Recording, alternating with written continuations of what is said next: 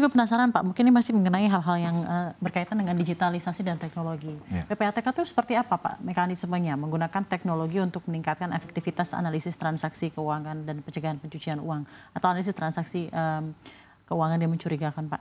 Ya. Misalnya step by stepnya gitu ya Pak. Ya, tadi penerima laporan gitu ya Pak ya.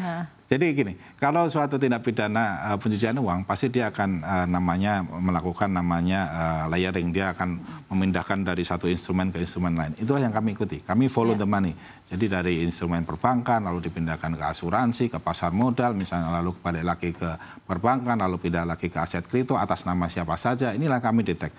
Masuk aset kripto pun juga kami detect ini istilahnya walletnya siapa, di exchanger mana. Nah, ini kami deteksi terus dengan tentu saja dengan instrumen-instrumen yang kami miliki gitu. Dan memang trennya sekarang entry-nya di sistem keuangan baik perbankan, e-wallet dan instrumen lainnya, endingnya mulai masuk ke kripto dan ini yang sebagian besar dilarikan ke luar negeri. Jadi inilah yang kami kerjasama dengan OJK bagaimana memitigasi garda terakhir gitu. Kalau saya sebut sih aset kripto ini garda terakhir, jangan sampai uang hasil tindak pidana ini lari ke luar negeri dan itu istilahnya multiplier efeknya di luar negeri gitu kan ya. Ini yang kami akan kerjasamakan dengan lebih baik dengan OJK. Baik, sudah cukup jelas ya Pak Danang ya. Tapi tentunya memang ini tantangan yang kerja yang luar biasa berat ya Pak. Itu, saya tadi pas saya tanya ke Bapak gitu ya di awal ketika kita membuka Economic Update, ada berapa jumlah laporan analisis transaksi keuangan mencurigakan? 17 juta ya Pak, juta loh Pak. Itu baru Januari sampai Mei. Baru Januari sampai Mei, gitu ya Pak ya. Dan mungkin saya juga ingin tanya Pak, bagaimana juga dari PPATK meningkatkan efektivitas analisis transaksi keuangan untuk mendukung penegakan hukum dan case story-nya deh Pak sebelumnya. Yang tentu saja yang pertama bahwa kami untuk internal kami dulu Mbak ya. Artinya kami juga mempunyai sistem bagaimana kami mendetek mana sih yang urgent untuk segera kami selesaikan. Oke, jadi sudah ada. Jadi ada tools-nya lah bagaimana kami melakukan scoring dan sebagainya. Itu yang kedua juga kami melakukan case building. Case building bagaimana mengungkap kejahatan ataupun suatu tindak pidana dari awal, dari nol. Artinya sama-sama kita bekerja sama dengan penyidik bagaimana mengungkap tindak pidana. Contohnya adalah kasus Freddy Pratama yang diungkap dengan Polri. Kemarin kami melakukan joint analysis. Artinya kami bekerja bareng di meja yang sama dengan informasi yang sama bagaimana mengungkap jaringan ini. Lalu juga kami dengan perjudian online juga beberapa kami melakukan joint analysis sehingga lebih efektif dan lebih cepat.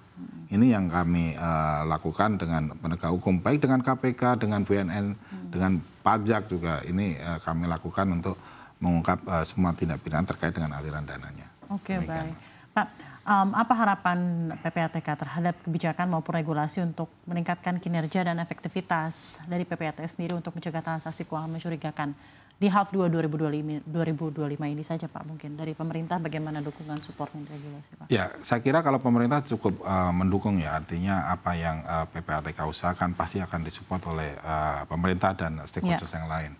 Dan tentu saja beberapa kendala yang kami hadapi seperti Perma 1 tahun 2013 bagaimana kami itu adalah aturan bagaimana PPATK melakukan penghentian transaksi, lalu penyidik melakukan perampasan aset, diajukan pemblokiran, diajukan ke pengadilan untuk dirampas. Untuk orang yang tidak diketahui pemilik rekeningnya, tidak ada keberatan di situ. Itu masih ada kendala bahwa harus satu-satu kami dilihat oleh penyidik. Padahal sudah pasti ini rekeningnya adalah rekening jual beli semua. Orangnya tidak ada semua. Betul. Tapi harus diperiksa satu-satu. Ini kan wasting time, wasting energy bagi penyidik. Sehingga bagaimana misalnya Perma 1 ini nanti bisa diubah sehingga bisa satu paket gitu loh. Satu paket, satu tindakan ini bisa dirampas untuk negara. Itu satu hal misalnya. Tentu saja yang kedua adalah kami akan terus berkolaborasi dengan penyidik-penyidik terkait bagaimana meningkatkan tindak lanjut PPATK, efektivitas penanganannya sehingga dapat bermanfaat lebih besar bagi negara ini. Saya kira demikian. Terima kasih banyak selalu Pak atas komitmennya dan mungkin terakhir Pak, ini juga mungkin informasi publik untuk pemirsa CNN Indonesia jika menemukan atau melihat atau mencurigai salah satu transaksi keuangan yang patut dicurigai gitu ya Pak ya, dan mungkin ada juga menjadi Anda yang ingin melaporkan hal-hal tersebut, itu sebenarnya pintunya kemana Pak? Nomor 1 dulu mungkin itu. Ya, kami bisa langsung kalau ada apa-apa dilaporin nih ke Pak Danang, ke PPATK gitu ya Pak. Walaupun nambah-nambah kerjaan. Silakan Pak. Ya, di website kami tentu saja ada pengaduan masyarakat namanya. Artinya kami menerima pengaduan masyarakat, bagaimana masyarakat apabila menemukan indikasi atau melihat ada suatu tindak pidana terkait dengan pencucian uang atau tindak pidana asal yang ada instrumen keuangan, di situ bisa disampaikan ke kami gitu. Lalu yang paling penting ini sebenarnya satu hal, Mbak. Jangan sampai nasabah itu menjual, memindahkan rekening, baik itu rekening bank, rekening e-wallet, rekening kripto ke orang lain. Karena itu pasti digunakan untuk tindak pidana. Dan yang rugi adalah masyarakat dan bangsa dan negara. Jangan sampai memindahkan, baik itu secara dipinjam, baik itu dijual, jangan sampai. Karena kami sudah menemukan hampir 200.000 rekening. Iya, Pak. Itu dijual ataupun dialihkan ke orang lain dan digunakan untuk suatu tindak pidana. Baik itu judi online, penipuan dan sebagainya. Ada tuh Pak bentuk mekanisme gitu Pak? Ada. Jadi pemberian rekening gitu, apa pengalihan rekening? Saya nasabah betul. Ini lagi trending nih Pak berarti ya, yang lagi ditemukan. Oke, bisa disampaikan Pak. Jadi kami datang nasabah, saya datang ke bank, saya membuka rekening, habis itu saya dapat semua fasilitasnya, saya kasih orang lain dengan saya mendapat imbalan 1 juta rupiah. Nah, setelah rekening dikasih dan fasilitasnya diberikan kepada orang lain, itu digunakan untuk tindak pidana penipuan, peretasan dan sebagainya. Peretasan. Namanya tapi namanya orang yang buka itu tadi. Iya. Tapi yang menggunakan udah orang lain. Dan itu bukan hanya rekening. Nanti malah jadi yang dirugikan adalah orang yang tadi membuka itu tadi ya Pak ya. Ya, orang yang membuka ini karena mungkin ketidaktahuannya, dia butuh duit gitu kan, butuh uang, sehingga mereka melakukan hal itu. Jangan sampai, artinya pasti akan digunakan untuk tindak pidana. Karena, dan itu 200.000 sudah Pak? Kami identifikasi sekitar 200.000 rekening sudah digunakan untuk hal seperti itu. Khusus untuk tahun ini saja? Iya, tahun ini saja.